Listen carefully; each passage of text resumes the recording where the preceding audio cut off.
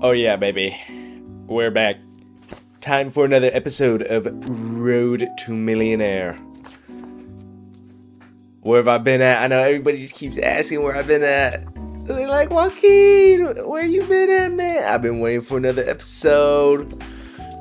That's a lie. Nobody's been asking, but I'm here anyways. So let's get straight to it. Part one that I'd like to get into. Mentality. There's two parts to this episode, but let's just start off with mentality. All right. The importance of mentality when trading or just investing in general. I got into this last episode, but I've actually written down a couple of quotes down in here. I kind of wanted to talk about a little bit of just history and I don't know. Let me just start reading this. So let's go here in my notebook with all the answers to how to be a millionaire, of course. So the first one is the most common one. I got into this last time, which was be greedy when others are fearful, and fearful when others are greedy. This was made by Warren Buffett. And just to do a quick debrief on it, what it means is, for example, if I'm investing, right, and I see the chart going down, or let's just say we see the S&P 500 go down, it crashed. Most people are fearful and they're afraid of what's going to happen, so they sell everything and they don't want to buy anything and they just freak out. That is the time to buy. Think of it like discounts, right, that you see at a store. That's how I look at it.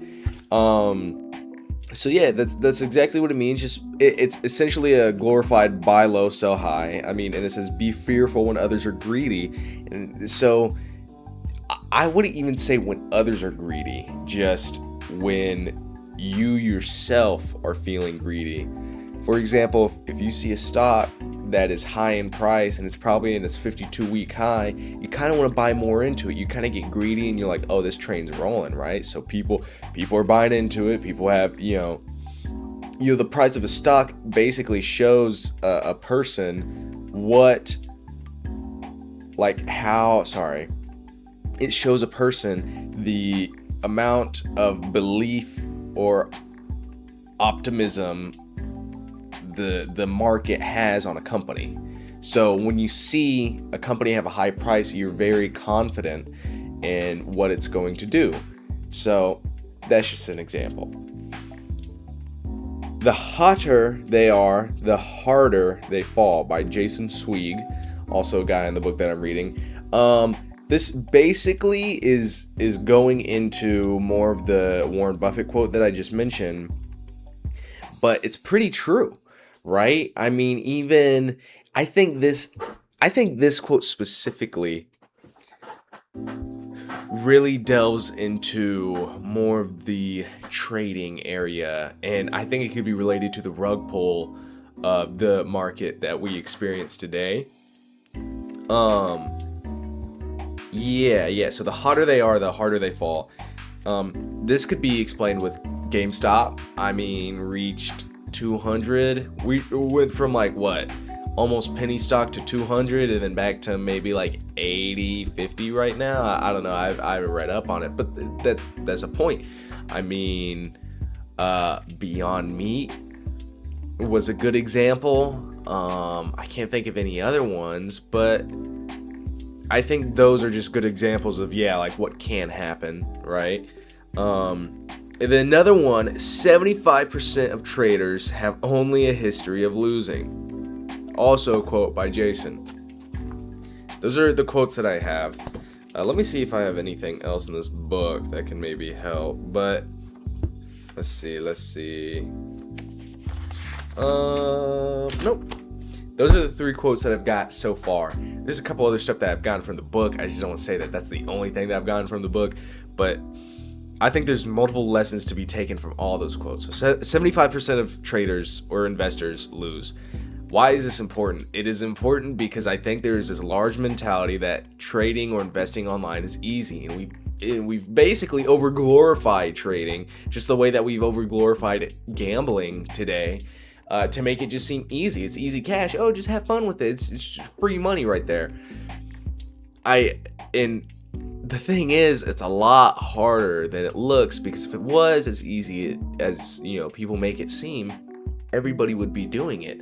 I think another thing is that everybody online who talks about investing and trading and here's my trading strategy, they wouldn't really be giving it up online. You know what I mean? Like, they're doing that because it earns them money. But if trading is so easy, then why do they need the YouTube money? Why do they need the Instagram money? You know what I mean? Why do they need the social media base? Because they should already be making money online. I've actually seen a guy who does algorithmic trading on, I think it was Instagram, and he's talking about it, and he was like, yeah, look at my bot. If you want help, on how to make this bot, just let me know. And I understand that on the side of, like, if I needed money, the reason I would sell an algorithmic trade, right, like a code or maybe even a course, would be because I don't have enough money to trade with at the moment, right? So I could only safely put away maybe $500 for trading, but even then that's a huge amount for me personally, and that makes it hard when doing any trade, because there's a lot of rules behind that, which is a little bit too much to go into. But so that's why I could see myself selling a course for a little bit, right? Like somebody who has no money. The thing is that these people are showing that their bots are making them in the morning, like, bro, I just made 2K, 2K here, 2K here, 2K here from like my 5 different bots, and I'm just making 5K, 7K. At that point, unless you are selling the course for a shit ton of money, I don't understand the point of even selling the course unless it doesn't really work, or the bot unless it doesn't work, right? And so that's just kind of what I wanted to say about that part. Mentality. So I guess what I'm trying to say is not easy. It is hard, it is annoying, it is tedious, and it takes a long time to figure it out. I've been working on my algorithmic trade right now, and I'm even looking at it right now, and shit's just error. It's not, come on, man. Like, it's annoying. It's annoying to have to deal with. But you know what? To me, the grind is going to be worth it, because I do believe that one day I could just be making 2K in the morning, right? Dude, I would love to be doing that. I just also think there's this thing where many people, I do the same. This is why I don't really like trading by myself, right? I would rather have a code do it for me, because trading by myself, even though I might be able to get better results, I struggle with the mentality part of any kind of investing, right? Because I get too emotional behind it, and just like I said, the hotter they are, the harder they fall, and I get attracted to the things that are hot. Sounds so stupid. Sounds whatever. Anyways. Now part 2, it's been about 8 minutes, 9 minutes. So part 2, what did I also want to say? What I wanted to say was that a new journey is beginning in my life. We talk, I think there's a big thing about work-life balance, right? To me, I can't like give a definitive like idea of what that is, but to me, it is easy to do 3 things at once in life, like career-wise, right? Managing 2 long-term investments, right? And then 1 short-term investment. And this could also, not just investment, but 2 long-term goals and 1 short-term goal. I guess that's why it's the thumb, whatever. And I have found my short-term goal for the moment. So my 2 long-term specifically are my investments, and the college classes that I am taking to learn finance. That is still my main goal. My second one is my investments in my algorithmic trading, my algo trading, because I need that. That is like my second thing, because both of these two are going to take a long time, probably a couple of years to really get down, which is fine. But then what do you do in the meantime, right? Like, what do you do? That's why you get your third one. Your third one is going to be your short-term goal. My short-term has now switched. I've told you guys that I've been working at the salon, but I was talking to my boss, and he has a whole side business on his own. And I'm not talking about working for a side business, but he has a whole side business on his own that kind of inspired me. He has a bodyguarding side business. How do I really delve into this? So he has a bodyguarding side business and was telling me about the steps to become a certified bodyguard. I am currently taking those steps to become a certified bodyguard. There's three certifications that you need. There's a level, it doesn't start with level 1, which is weird, but level 2, level 3, and a level 4. Level 2 is the very basic. I could probably get that like within this week, which is kind of my plan. Level 2 is a basic, it's the basic fundamentals of what you're going to be doing, how to like write down reports, how to identify threats, blah blah blah. Level 3 gets into the more like how to deal with threats, whether it be using through guns or physical combat. It sounds so weird when I say it. Anyways, what I'm trying to say, then level 4 is like, that's like top tier. I don't think level 4 I could do because I'm not 21, but it's still like, that's like, I'm working with celebrities.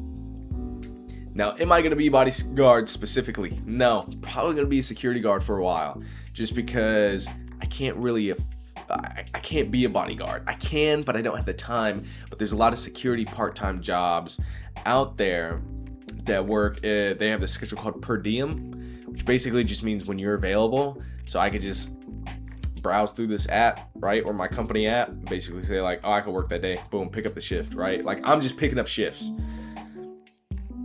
Why do I want to do it? I think there's a couple things. There's a couple reasons behind it. There's a lot of benefits behind it. I think, let's start with the risks. The risks are security and bodyguard is just a risky job in general, because some people, let's talk about downtown Austin. It is March 4th, I think March 2nd or 3rd. No, or this might have been the weekend. So March 1st. Anyways, within this time frame, there was a shooting down in Austin at a bar. That is not the kind of security detail that I want to be doing. I do not want to be downtown Austin, especially on 6th Street. And there was a shooting, and it was tragic, and that was terrible. That is risky for a security guard. Now, I don't think the security guards were targeted, but there is a risk of people being aggravated, whether it be through or aggravated and or hostile. And even with our gun laws in Texas, it's easy for them to get weapons, right? That's the risk. I think that can be mitigated by where I go. And I think it could turn into more of a job of less of risk from what scares me most is guns, right? What scares me most is somebody pulling a gun on me, which I'm sure there's training on that, but still, that's, a gun, you got a rocket on your hand, you know what I mean? I think what would be, but there's some jobs where I don't think you have to worry about that as much. I'm just talking about risk management here. That's the risk. What's the pros? Let's just say a couple things. Career-wise, it's a certificate-based job, meaning it's I wouldn't say easier to get, but I'm gonna get it way faster than it would take me to get a what's it called? It's gonna be way easier than it would take me to get a degree, right? Also, certificates usually are on your own time, so I don't have to worry so much about what about my classes though? So it's flexible, shorter, and easily attainable. 2, it is in-demand job. It is a job that will be in demand forever because people will always need security until we got robots out there doing security. You know, at least I'll always have a job somehow. You know what I mean? At least I'll always have a job. Compared to finance, there is the fear of, will I even be needed? You know, will there be a point where I'm not even doing finance, or I'm not even, or any white collar field? Is there any place for white collar workers when AI and robots can take over all of it? And I think that's the big fear. So why put all my eggs into one basket that way then, right? So let's do the security guard thing. So one, I'll always have a job. Two, the job isn't necessarily that hard. Let me rephrase that. The job isn't necessarily always demanding of you. From what I've read online, it's a lot of just standing around and walking around, whether it be patrol and just looking. The thing is, you're not getting paid. It's like a firefighter. Firefighters, for a lot of the day, right, are just chilling. They're not working 24/7. You know what I mean? Like, they're not always at a fire is what I mean. They're not always like going to a fire. They are paid for what they might have to do, not what they do all day. You know what I mean? So they're getting paid to be at the firehouse, but they are paid because of what they might have to do, because they might have to wake up at 2-3 in the morning and go and straight into a fire. You know what I mean? Same thing with a security guard. Should they be paid for not taking down a threat and just standing there? Or like, I'm not saying that the threat is already there, but like, say a whole day goes by, you're retail security. No threats, man. Nobody's causing issues. You're just standing there all day. You stood there from your 8 hours, right? Okay. Should they still be paid? Yes, because they are being paid for their skill set and what they might have to do if somebody is hostile, you know? So why am I even talking about all this? I haven't even started on it. Oh, also, it's keeping me in the gym. I'm starting to be in the gym. It's making me eat better. I'm starting to eat better because of it, right? Which are two great things. It's also forcing me to learn how to cook better things, which is amazing as well. It's honestly, and it's giving me the motivation and just overall excitement in my life right now, because I've been very bored because I've been focusing on only 2 long-term goals, right? Like, what? Anyways, so I'm going to start another series on Instagram. I'm going to keep YouTube the same. YouTube's just going to be finance still, kind of road to millionaire. Probably going to have a little bit of the bodyguarding in the back, a little bit of the bodyguarding in the background, just to keep on, you know, because the two worlds will collide. But mainly, I'm still going to be studying the finance. I'm still going to be telling you guys about finance and stuff I learned. I will put in the effort to make sure that next time we talk, I have it's all finance, it's all stock market, that's it. Anyways, that's it. Keep an eye out on Instagram. I'll be on there. Thank you.